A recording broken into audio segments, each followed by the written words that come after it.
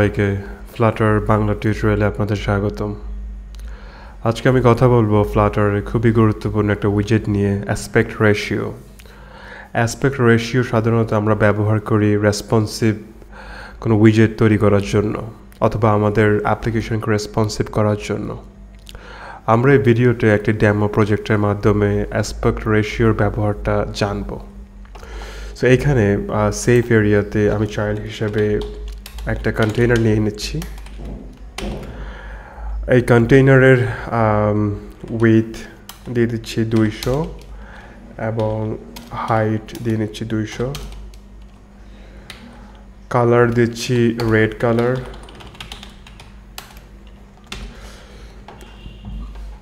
এখন যদি আমি এটাকে রান করি তাহলে আপনারা দেখতে পাচ্ছেন এটা শো করতেছে। তো নর্মালি আমাদের অ্যাপ্লিকেশন দুইভাবে হয়ে থাকে, একটা হলো পোর্ট্রেট, একটা হলো ল্যান্ডস্কেপ। পোর্ট্রেট হচ্ছে ভার্টিক্যালি, ল্যান্ডস্কেপ হচ্ছে আড়াআড়িভাবে।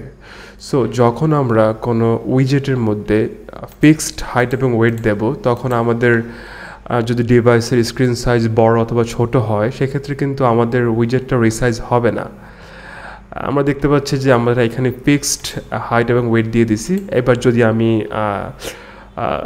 এটাকে স্ক্রিনটাকে বড় করি বা ছোট করি, আপনারা দেখবেন যে এটার কোনো এই হাইট এবং ওয়েট কোনো চেঞ্জ হচ্ছে না। দেখতে পাচ্ছেন এত বড় স্ক্রিন, কিন্তু আমার যে ফিক্সড হাইট ওয়েট সেটাই নিয়ে নিচ্ছে।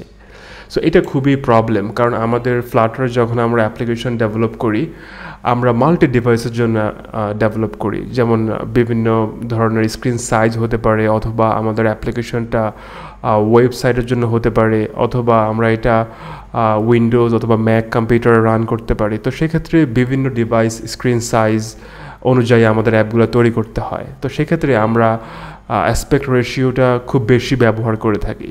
সো এখন আমরা যদি এটাকে অ্যাসপেক্ট রেশিও দিয়ে ব্যবহার করি, তাহলে আপনারা দেখবেন যে ডিফারেন্সটা কী। আমি কন্টেইনারকে অ্যাসপেক্ট রেশিও দিয়ে র্যাপ করে নিচ্ছি।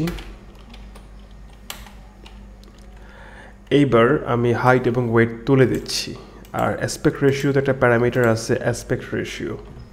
হ্যাঁ, আমরা এখানে বলে দেবো যে কতটুকু অ্যাসপেক্ট রেশিও অনুযায়ী এটা হবে। আমাদের মানে অ্যাসপেক্ট রেশিওর চাইল্ডটা কিন্তু এই অ্যাসপেক্ট রেশিও অনুযায়ী রিসাইজ হবে বিভিন্ন ডিভাইসে, বিভিন্ন স্ক্রিন সাইজের মধ্যে, এটা মনে রাখবেন। সো আমরা যদি এখানে দেই 3/2, এটা মানে 3:2। 3 হচ্ছে উইথ আর 2 হচ্ছে হাইট। তার মানে হাইট থেকে উইথটা একটু বড় হবে। হ্যাঁ, আমরা যদি এখন রান দিয়ে দেখি, এই যে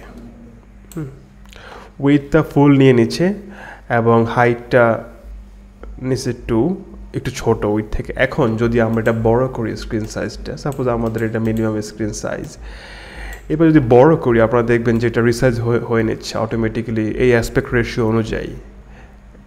হ্যাঁ, এই দেখতে পাচ্ছেন আমি স্ক্রিনটা বড় করছি, এই টাইপের স্ক্রিনের মধ্যে এই অ্যাসপেক্ট রেশিও অনুযায়ী এতটুকুর মধ্যে শো করবে। এটা অটোমেটিক্যালি আমাদের উইজেটটা রিসাইজ হয়ে গেছে। আবার যদি ছোট করি এটাকে, তাহলে দেখতে পাচ্ছেন যে এই টাইপের স্ক্রিনের মধ্যে এতটুকু জায়গা নেবে এই উইজেটটা। সো এটা খুবই সুন্দর একটা জিনিস। আমরা ফিক্সড হাইট অ্যান্ড ওয়েট আমরা অ্যাভয়েড করব, ফিক্সড সাইজ আমরা অ্যাভয়েড করব আমাদের অ্যাপ্লিকেশনের মধ্যে। আমরা ম্যাক্সিমাম টাইম ব্যবহার করব অ্যাসপেক্ট রেশিও বা অন্য যে কোনো রেসপন্সিভ উইজেট যেগুলো আছে সেগুলো আমরা ব্যবহার করতে পারি। সো এখানে আমি একটা ইমেজ দিয়ে দেখাচ্ছি, image.network। আমি একটা নেটওয়ার্ক ইমেজ শো করে দেখাচ্ছি।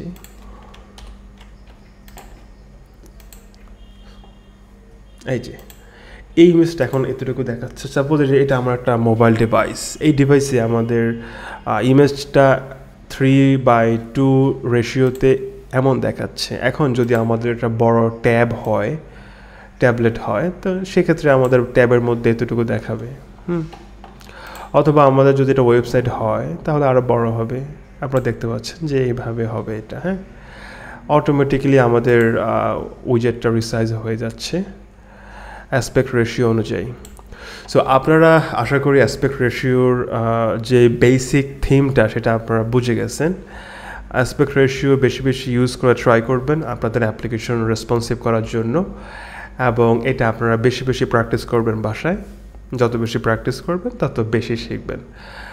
আশা করি আমার এই ভিডিওটি আপনাদের খুবই ভালো লাগবে, এবং আমার এই ভিডিওটি যদি ভালো লেগে থাকে তাহলে অবশ্যই আমার চ্যানেলটি সাবস্ক্রাইব করবেন এবং পাশে থাকা বেল আইকনটি বাজিয়ে দেবেন।